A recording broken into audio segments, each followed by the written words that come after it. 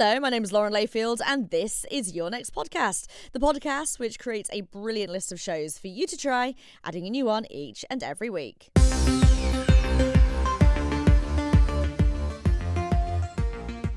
This week is a ridiculously funny show. It is the second series from the trio behind the 2020 viral hit Who Shat on the Floor at My Wedding, and it is just as silly, although it is, in a quote, non-bodily fluid or secretion related, which is reassuring.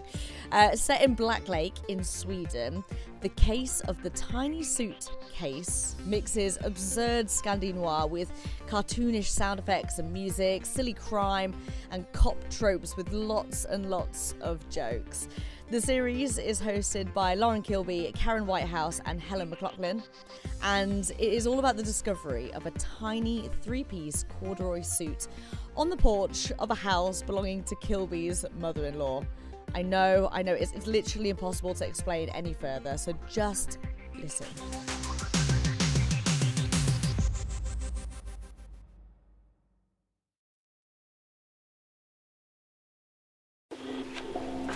There's a large, traditional, red, Swedish house in the middle of the woods, in the middle of a village called Black Lake. The trees are moving softly in the wind. There's an old rickety veranda that leads to the front door of the house. The village is asleep. But there is one person who is awake. A car slowly creeps up the driveway over the gravel. A vehicle that's also conveniently dark for the purpose of this reconstruction, but we're not sure what colour it was when it was actually happening. There's a figure behind the wheel. The vehicle parks. We see a door open. We see a foot, and then a leg, and then the rest of a body. A body that's crouching. A figure that does not want to be seen. And a face. The face of a person who is about to commit a crime, depending on what your definition of crime is. The figure takes their time, walking very soft, slow steps across the gravel. The figure's trying to look subtle, but what the figure isn't doing is looking and sounding subtle. The figure is holding something, an object. It seems to be flapping in the wind. They're now stepping up the rickety wooden stairs carefully, trying to not make any creaking sounds in case somebody is home. The figure has just deposited the flapping object on the veranda. They look at it for a second, contemplating something. Is that regret I see in their eyes? They take a deep breath and then creep back down the rickety stairs. The cat has noticed the figure. The cat is running with the figure. The figure gets back into the driver's seat. The figure reverses down the driveway. What the figure doesn't realise is that the beeping sound in the car is due to the reversing of the car, so actually would have been smarter to not reverse, to avoid being heard. The figure is gone into the dark night. Was the figure seen? No, I think we're good. I think we got it. You need to act like a criminal, Helen. I have Not trouble like with a fucking cartoon character. I have trouble acting like a criminal. You know that I don't know if mistaken Helen's for- the right person to do this, to be honest. I think let's move on. Oh, the cat. The cat. Don't let me drive over a cat.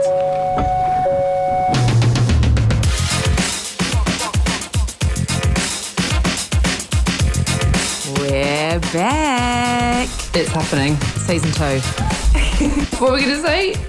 Welcome to season 2 of the Who Shat From My Wedding podcast series, presenting that. No, we don't need to say it's a podcast because it is a podcast and people are listening to the podcast. She loves saying it's a podcast. She always wants to say, That's right. Are you ever like, oh, the Breaking Bad TV series, I'm watching that.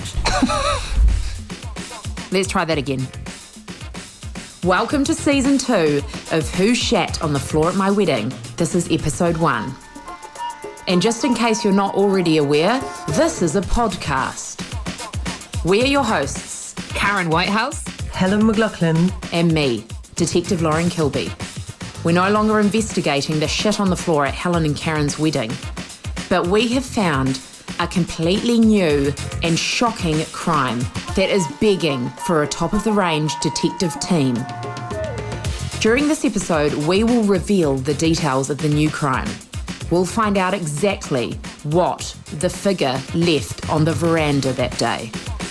We'll introduce you to our victim, and we'll set the scene for what is going to be a roller coaster of an investigation.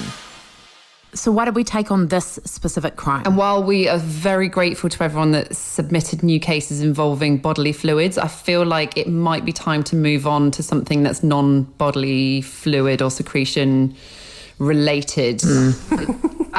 We've all got individual reputations, and spending, Do you have a reputation still? It's gone out the window, isn't it? Well, I think spending 1 year on fecal matter is enough, and we can claw back that reputation if we move on to something a bit classier, shall we say. What's the ultimate aim here? If we're each season we're going to get classier in our crime. I just want to know where we're headed. I'll tell you what we're not doing. Cybercrime, no.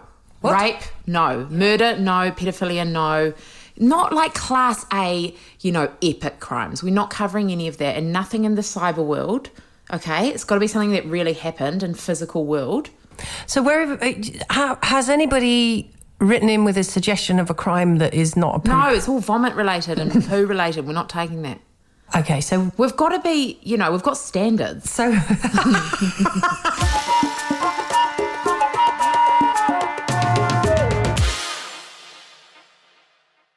Because I'll tell you something. My boyfriend, yeah. his name is Joel. Well, that's what I call him.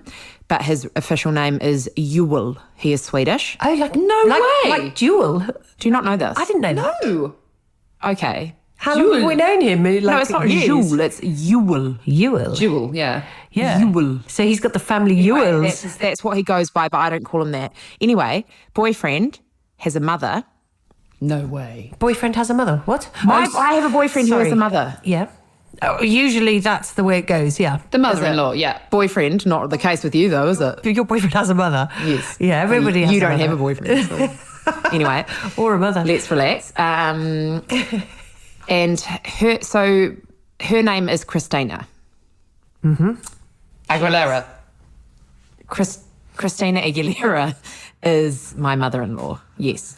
How awesome would that be? Yeah, that's pretty cool. It'd be like, happy birthday. You could do the new jingle for season 2. So Christina is actually with a K. It's not with a C like Christina Aguilera.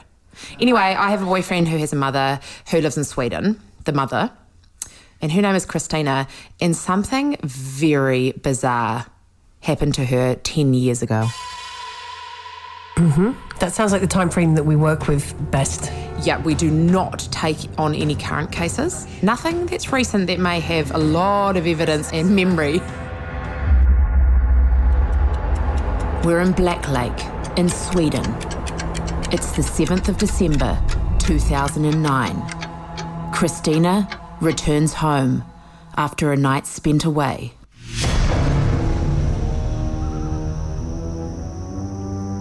The first thing that was strange was when I came home. When I walked up on my veranda, I noticed something hanging on the veranda. It was this small blue corduroy suit. A tiny blue corduroy suit. It was a jacket, trousers, and a vest. Really nice one, but so small. A tiny blue corduroy 3-piece suit. And I couldn't understand where it came from. No one recognized it. So I never solved that by myself, so... This sounds like a job for detectives who specialise in the depositing of unwanted goods. I made jokes on Facebook at the time, and because this was 1.5 years after my separation with my husband. So I know I made a joke. Oh, here is the suit. When comes the man? But he never came. You meant like, where is the man that should be wearing this? Yeah, his clothes are here. Where's the man? The tiny man. Yeah. Have you ever dated a man that size before? No. No. It doesn't stop there. 1.5 years after the suit was deposited on Christina's veranda, on the 1st of April 2011, Christina also returned home after a night spent away. She approached her veranda and she saw another item sitting there. This time, it was a tiny suitcase. How tiny is tiny? Well, that's what we're going to have to work out now, Helen. Okay. Yeah. And also, tiny is subjective. Yeah, exactly. And I was like, if it's actually just a small suitcase, I'm going to be really much less impressed. No. If it's like carry-on luggage for a plane. No, it's not carry-on luggage bag. May I ask what enticed you to take on this non-crime crime? I think it's more in the non-crime sort of category. You don't know yet. What if it was like a bloody knife in the tiny suitcase? Well, it's reverse theft, isn't it? It's present giving. Yeah, and who was to say that she didn't want a tiny suitcase? She's got a lot of weird things in her house. Why should we care about this tiny suitcase? Well, because if you're not already alarmed by the fact that it was a suitcase dropped on her veranda in the middle of nowhere, 30 minutes from the nearest town, wait till you hear what she found inside.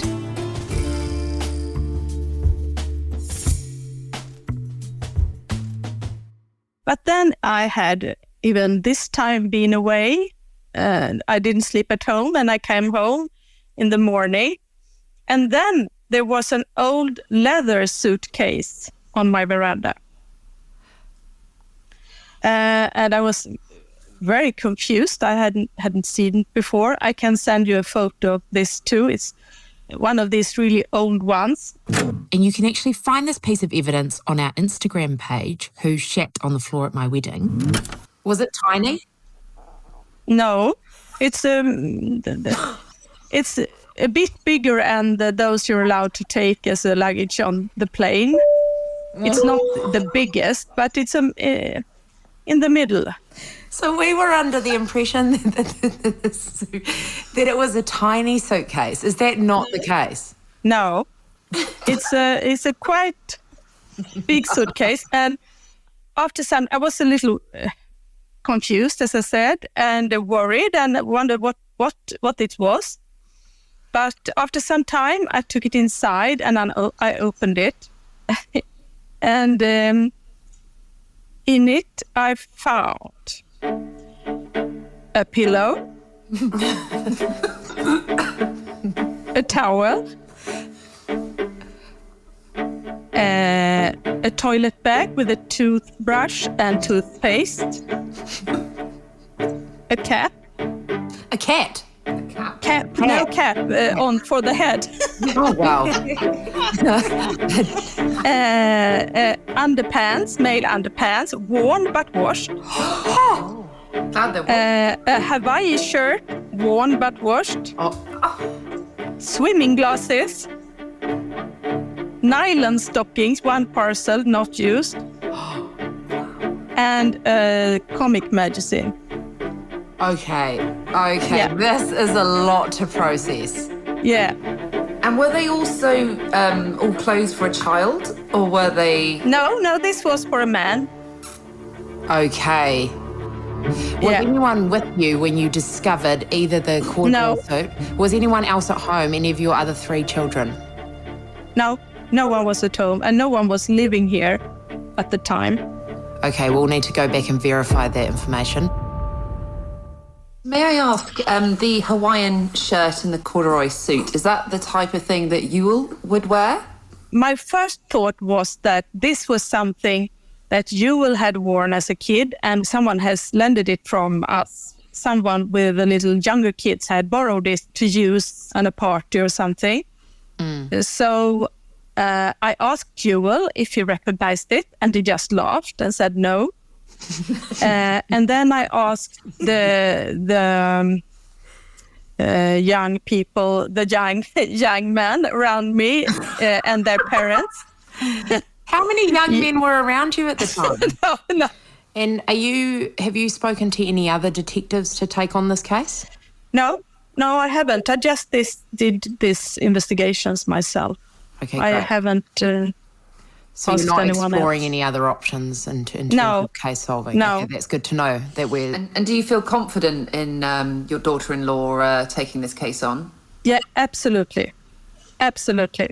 Even though she hasn't actually cracked any cases before, she has got a success rate of 0% in solving crimes. Yeah, but I still think she's my best option. I would agree, yeah. You don't have any other She's alternatives. you've done your detective course. Let's not get into that, Helen. Module 1A. But have you listened to season 1 of the podcast to hear our types of technique? Yeah. I'm really impressed. I'm really impressed.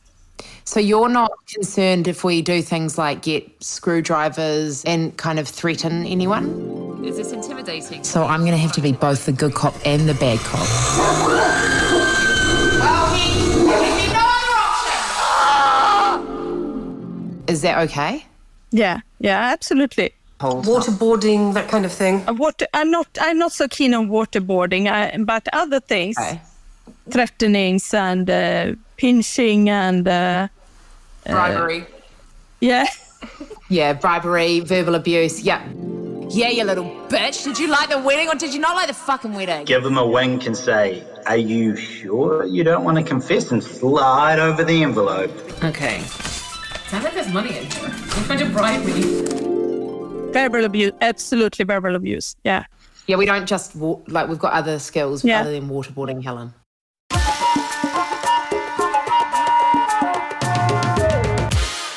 Can I just bring our attention to one small matter? We've been talking about, and we've been telling everybody that this is the case of the tiny suitcase, and we just found out that there's no tiny suitcase. I'm crestfallen. I'm actually crestfallen. Do you know what, though? I think we just press on. I don't think we change the name at all. And we just, I don't know, it's still the case of the tiny suitcase, or the case of the tiny medium suitcase, or the case of the tiny in brackets. It's such a medium good title, the case of the tiny suitcase, but I also think the case of the normal size suitcase works. I think that's lame. Right. The case of the medium suitcase has not got the same ring as the case of the tiny suitcase. Neither does Who Shat on the Floor at My Wedding presents. Proudly presents. Proudly presents.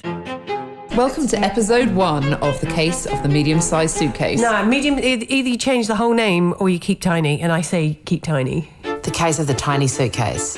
But it's not. Does it roll off the tongue? Show how easily it rolls off the tongue. Who Shat on the Floor at My Wedding proudly presents the case of the tiny suitcase. It's perfect. Yeah. It's You nice. try, Helen. Oh God, use your People have got half intonation. an hour to wait around. You try. Do your Just hammy hear what intonation thing. Do yours. Who Shat on the Floor at My Wedding proudly presents the case of the tiny suitcase.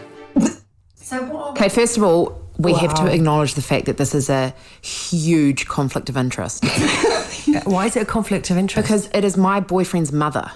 So that should just make you want to solve the case even more. Well, yeah, it's kind of like when it all gets really bad, down the line in a few episodes, what do I care more about, my relationship or my podcast? That's what it's going to come down to, Helen.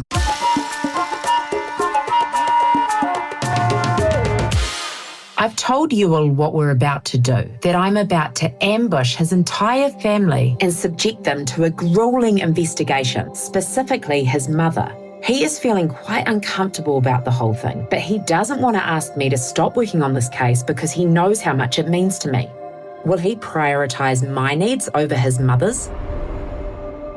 We have to explore this being a crime of passion. How do you feel about me delving into your mother's sex life and love life, historical love life, and broadcasting my findings to millions, if not billions of people? Yeah, that is it's pretty unusual. I don't really know how to feel about it. Yeah, what if she's got some sort of dark, twisted past? Yeah. And I expose that. Me. What would a situation, in your opinion, be where I'm crossing the line? What would I have to do to cross the line? If you did something to someone that was like, would forever make my relationship with them, or like my mom's, or fucking up people's relationships with each other, you know, like properly, but not in a jokey way. That would be the line, right? If it was somebody actually being like hurt. You know, if you ruin relationships for the sake of fame and money and success, it's not really good. 3 words to explain how you're feeling about us taking on this case. A bit awkward, maybe. You never know what twists and turns this investigation might take and what it could expose. Who will have the last laugh? But the thing that is in common about what these two sort of items hold is that someone was there to stay for a while, I think. I mean, the pillow suggests, I'm coming in, I'm here for a while. There's toiletry bags. Like, this isn't just a fleeting visit. If you bring a pillow, that means you're going to be somewhere for a while. Like, when did you last... my worst part of that whole thing. It really stresses me out. It is sinister. The worst. So if I had to choose one item that freaks me out the most, it is the pillow. Yeah, it's like, I'm here to stay. It's the tiny suit that does it for me. I'm actually offended by that. Oh, but detectives, we haven't done the main update. Like... Helen and I are no longer the victims, so do you want to do the award ceremony? Yeah. What award ceremony? Karen, White House. Yeah. You were once a victim of a horrible crime, but now you are assistant to the detective. Me being the detective. Assistant detective? Assistant to the detective. You're my assistant. No, I'm your assistant detective. No.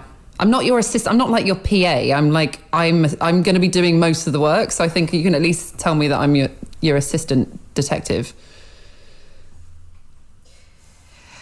And Helen, congratulations. You've been demoted from victim.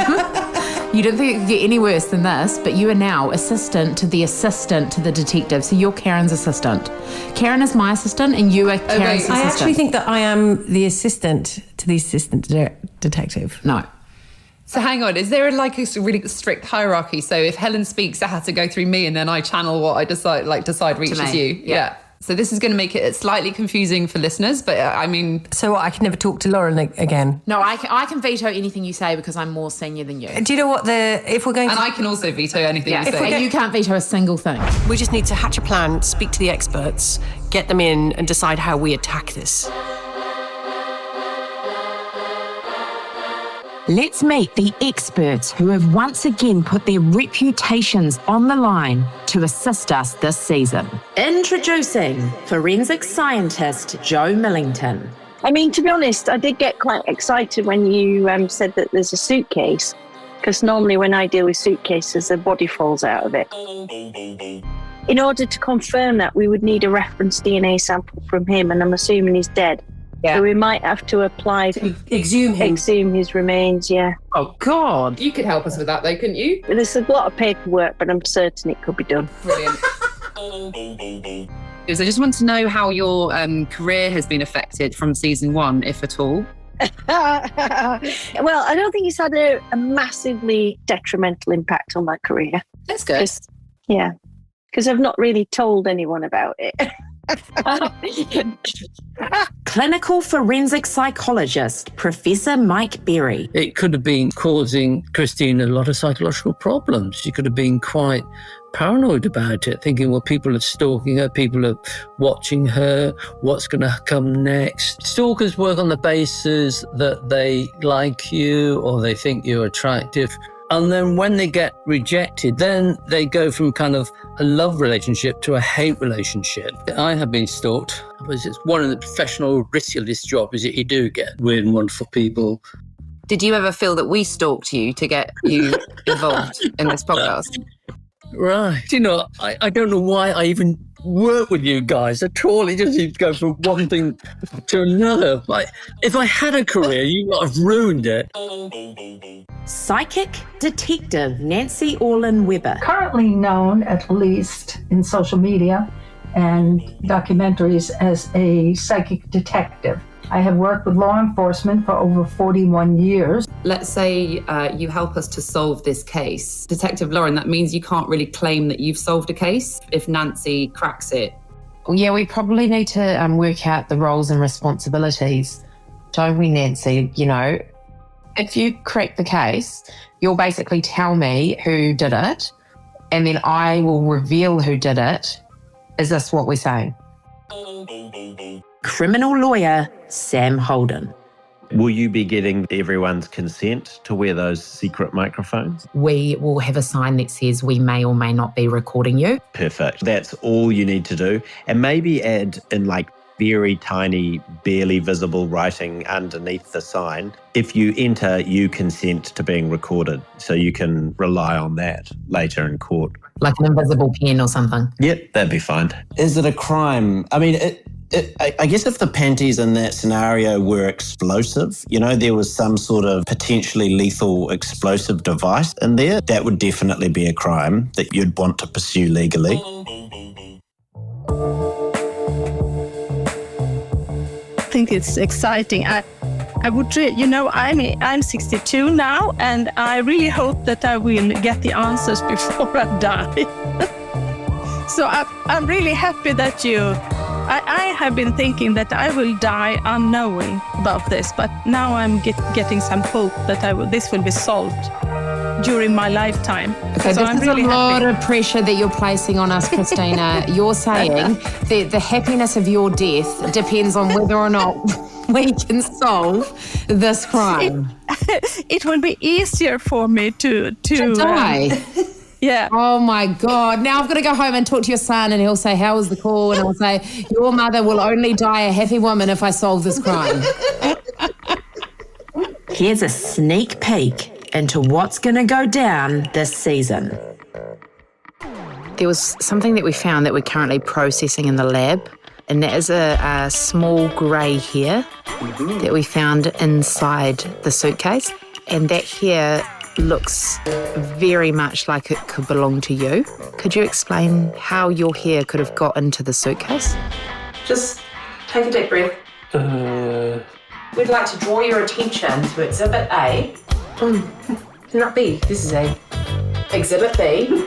It's not funny. It becomes quite almost sadistic. Hey, Karen, when you were hitting on all the suspects, you know, was that probably the best way to get a confession from them? If you put your fingers in that toaster and we asked you the same questions.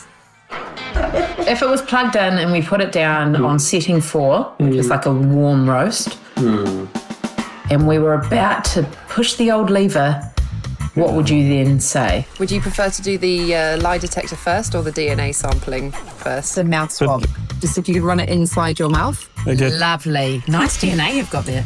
And I have a sneaky suspicion that you're more involved than you've been letting on. He's watching us approach him, and we're watching him watch us. I don't think he knows what he's in for. If you're guilty, you circle yes. If you're innocent, you circle no. What are you doing? Get around, everybody, get around. Oh, God. I don't think there's any serious behaviour going on here, and I'm about to get really angry. Get inside. You wouldn't lie to us, would you? Because we know where you live now and where you sleep. Your Facebook page shows us you were in town. You little shit. Now we got you. Did you plant a tiny 3-piece corduroy suit on the victim's veranda? Okay, that's it. Then I've got one final trick, and you're not going to like this, and I'm sorry it had to come to this. It's our moment. We don't have much time to solve this crime. It's now or never. It's very intense, actually. It's like succeed or fail.